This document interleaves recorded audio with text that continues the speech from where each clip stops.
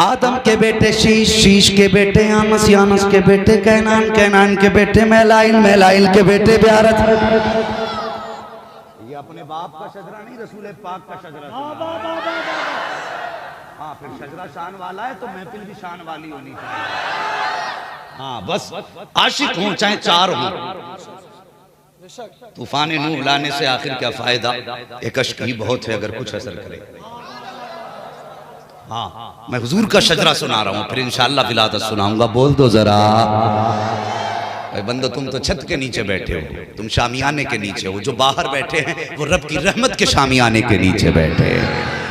बस सलामत रखे अल्लाह। बोलते बोलते हैं आदम के बेटे शीश, शीश के बेटे यानस, यानस के बेटे कैनान, कैनान के बेटे मैलाइल, मैलाइल के बेटे ब्यारत, ब्यारत के बेटे इदरीस, इदरीस के बेटे मुतवश्शिक, मुतवश्शिक के बेटे लमकनेक नाम, लमकनेक नाम के बेटे नूह, नूह के बेटे साम, साम के बेटे जुलात, जुलात के बेटे शालिक, शालिक के बेटे आबिर, आबिर के बेटे दाता, दाता के बेटे रावा, रावा के बेटे सारू, सारू के बेटे नाखुर, नाखुर के बेटे तारिक, तारिक के बेटे इब्राहिम खलीलुल्लाह, इब्राहिम खलीलुल्लाह के बेटे इस्माइल ज़बीहुल्लाह, इस्माइल ज़बीहुल्लाह के बेटे केदार, केदार के बेटे अवाम, अवाम के बेटे अमल, अमल के बेटे साबित, साबित के बेटे सलमान, सलमान के बेटे रईसा, रईसा के बेटे इलियासा, इलियासा के बेटे हूद, हूद के बेटे हव्वा, हव्वा के बेटे अदनान, अदनान के बेटे मोइद, मोइद के बेटे नदार, नदार के बेटे मुदिर, मुदिर के बेटे इलियास, इलियास के बेटे मुद्रिका, मुद्रिका के बेटे खदीमा, खदीमा के बेटे किनाना, किनाना के बेटे नदर, नदर के बेटे मालिक, मालिक के बेटे फार, फार के बेटे गालिब, गालिब के बेटे लुई, लुई के बेटे काब, काब के बेटे मुर्रा, मुर्रा के बेटे किलाब, किलाब के बेटे कुसी, कुसी के बेटे अब्दे मनाफ, अब्दे मनाफ के बेटे हाशिम है और हाशिम के बेटे अब्दुल मुत्तलिब है और अब्दुल मुत्तलिब के बेटे अब्दुल्लाह है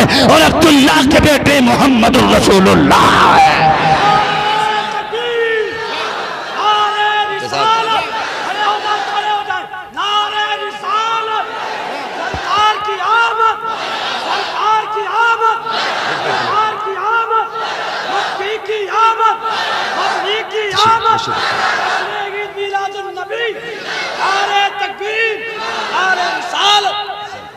अल्लाह अकबर। अब जरा आगे बढ़िए, गौर कीजिए। ये नूर हजरत अब्दुल्ला की पुश्त में आया है, निकाह हुआ हजरत अब्दुल्ला का सैयदा आमीना से, मुंतकिल हुआ है ये नूर हजरत सैयदा आमीना के रहम में आ गया है।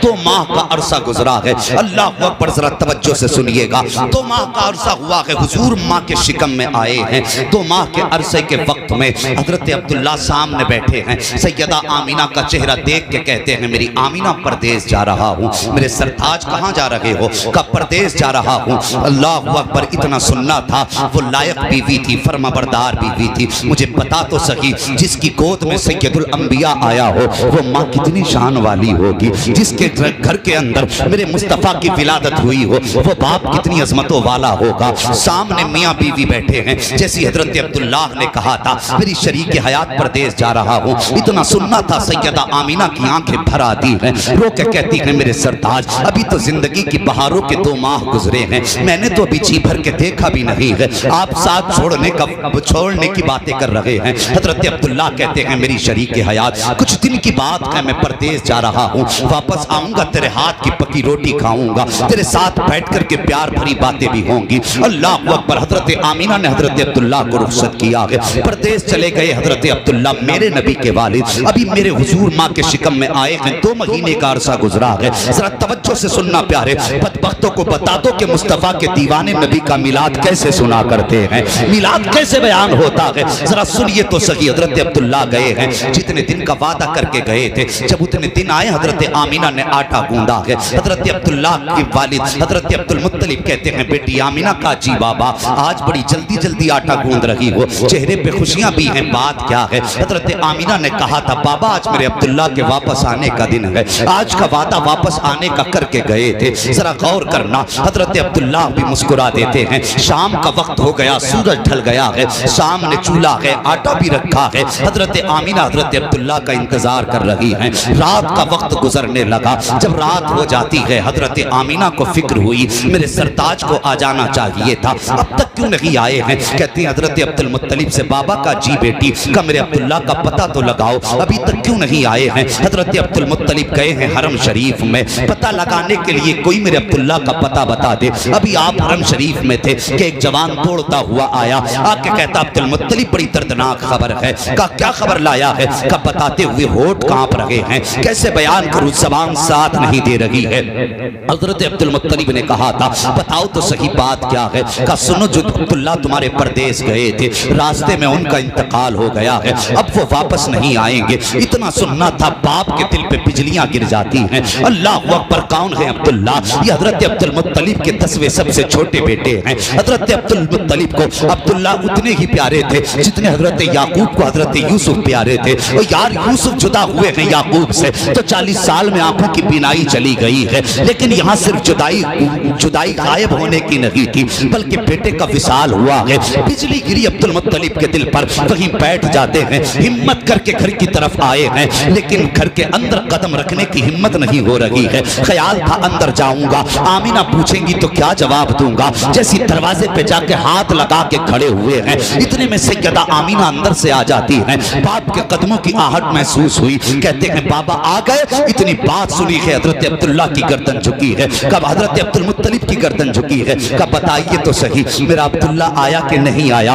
इतना सुनना था। हजरत अब्दुल मुत्तलिब की चीख निकल जाती है, रो के कहते हैं बेटी आज के बाद अब्दुल्ला का इंतजार मत करना। जिस तू अब्दुल्ला के इंतजार में बैठी है वो अब्दुल्ला वापस नहीं आएगा। फिर क्या था यार, हजारों बिजलियां गिरी थी अब्दुल्ला के आंगन में। सैयदा आमीना जमीन पे बैठ जाती है, यूं शिकम पे हाथ रखा था और आसमान की तरफ निगाह उठा के कहा था या अल्लाह, अभी मेरे बेटे ने जमीन पे आंख नहीं खोली है कि आने से पहले बच्चा यतीम कर दिया गया है। जब चीख मार के इतनी बात कही है, गैब से आवाज आई थी आमीना आंसू पोंछ ले, हमने तेरे बेटे को सिर्फ यतीम नहीं बनाया है बल्कि सारे जमाने के यतीमों का मालिक को वारिस बना के पैदा करना।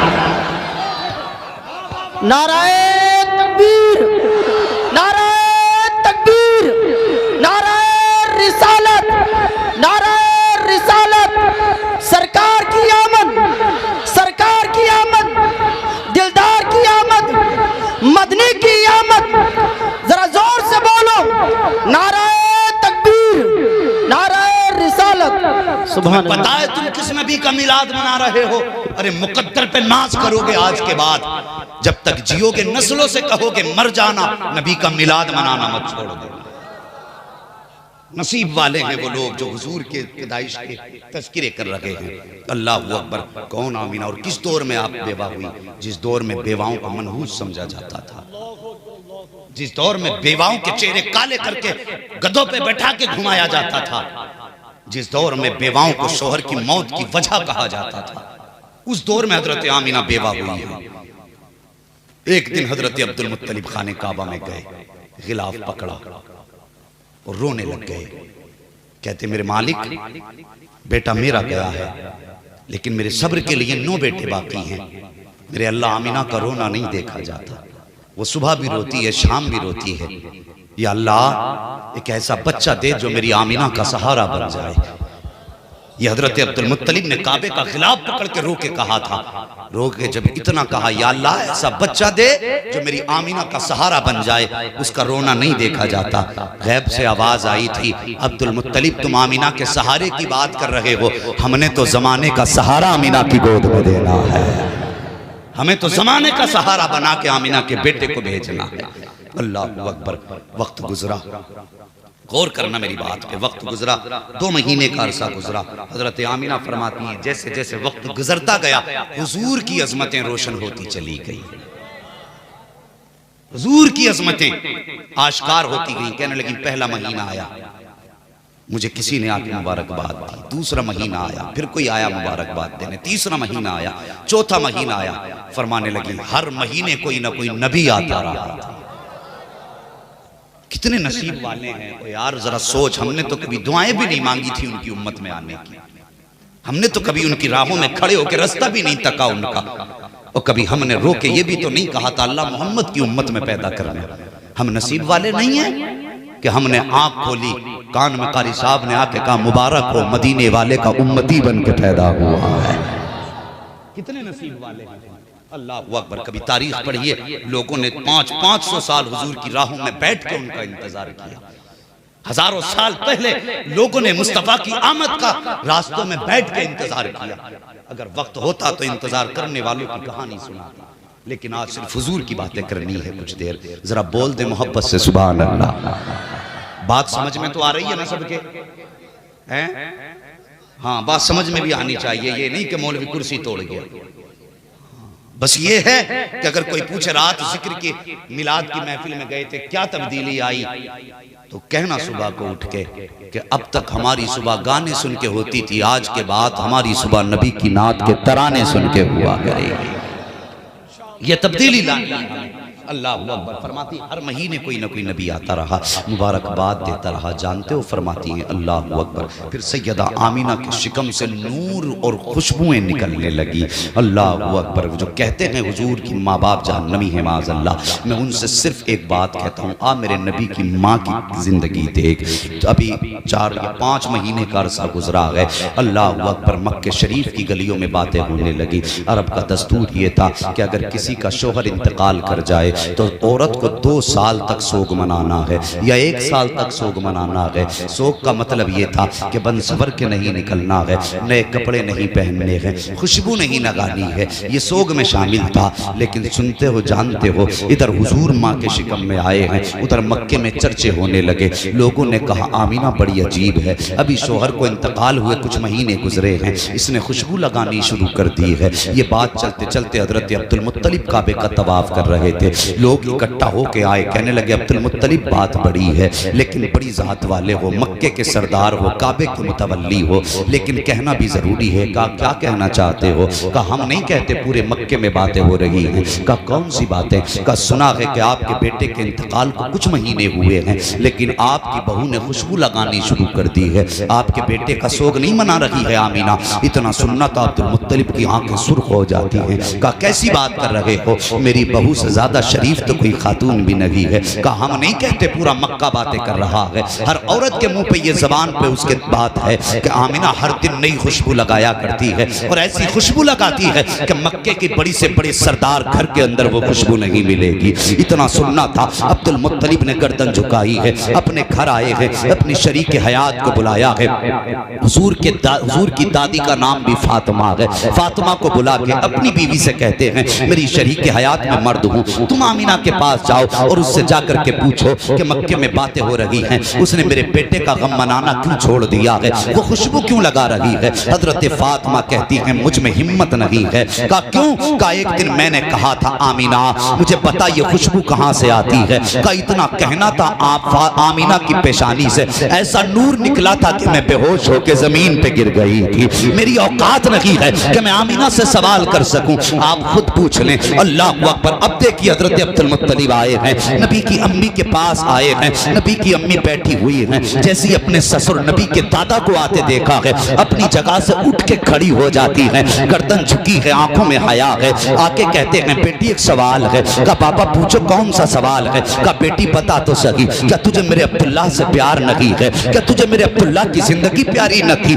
इतना सुनना था, चीख निकल जाती है सैयदा आमीना की। आज किस दर्द पे हाथ रख दिया है अब्दुल मुत्तलिब ने, आज कौन सा गम का तार छू दिया है अब्दुल मुत्तलिब ने। चीख निकल जाती है। कहा बाबा ये कैसा सवाल है? कहा बेटी पता तो सही, अगर तुझे मेरे अब्दुल्लाह से प्यार है तो तूने उसका गम मनाना क्यों छोड़ दिया, तू उसका शौक क्यों नहीं मनाती? कहने लगी बाबा सारी रात अब्दुल्लाह की याद में रो के गुजरती है, मेरी सुबह भी रो के गुजरती है, शाम भी रो के गुजरती है। आपसे किसने कह दिया कि मैंने सोग मनाना खत्म कर दिया है? कहा बेटी अगर सोग मनाना खत्म नहीं किया है तो फिर बता तेरे बदन से खुशबू कैसी आ रही है। हमारे खानदान की बेवाओं का दस्तूर है कि शोहर के विसाल के बाद 1 साल तक बदन से खुशबू नहीं आनी चाहिए, मगर तेरे बदन से खुशबू आती है। इतना सुनना था, चीख निकली है नबी की अम्मी की, रो के कहती हैं एक राज था मेरे सीने में, एक दर्द था मेरे सीने में, मैं उसको छुपाना चाहती थी, लेकिन आज आपने पूछ लिया है तो आपकी नाराजगी के डर से बताना पड़ रहा है।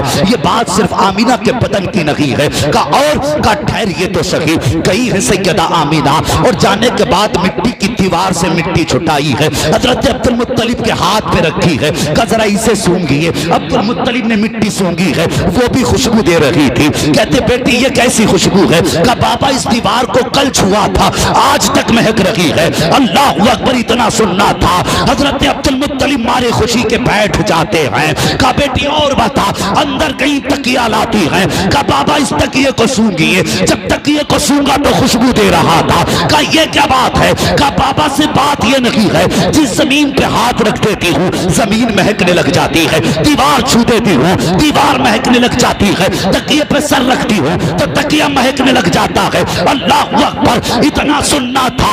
अब्दुल मुत्तलिब कहते हैं, कहा बेटी बात क्या है। आपने कहा था बाबा मुझसे आपने कहा है कि मैं कोई खुशबू लगाती हूँ। कहती मुझे पैदा करने वाले की कसम मैंने कोई इत्र नहीं लगाया है, मैंने कोई खुशबू नहीं लगाई है। कहा बेटी अगर खुशबू नहीं लगाई है तो तेरे बदन से खुशबू के झोंके कहां से आ रहे हैं, खुशबू के उल्ले कहां से आ रहे हैं। तब नबी की अम्मी ने कहा था, ए बाबा जान सच तो ये है कि जब से आपके बेटे अब्दुल्ला की अमानत मेरे शिकम में आई है, मैं जिन गलियों से गुजर जाती हूँ वो गलियां महकने लग जाती है।